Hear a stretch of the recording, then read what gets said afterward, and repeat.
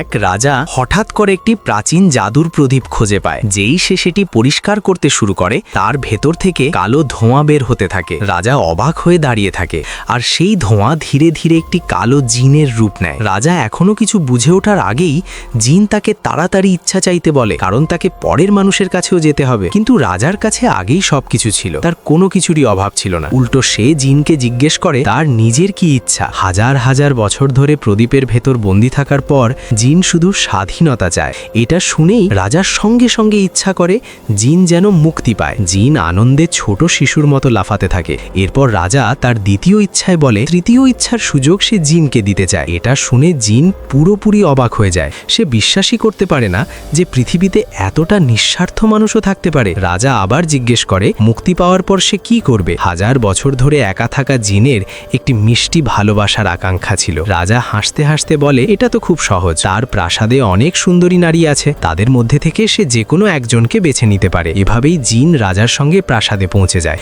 ঠিক তখনই রানী বাগান দিয়ে হেঁটে যাচ্ছিল। এক নজরেই জিন রানীর প্রেমে পড়ে যায়। সুযোগ পেয়ে সে রানীকে নিজের ভালোবাসার কথা জানায় এবং তাকে একটি জাদুকরী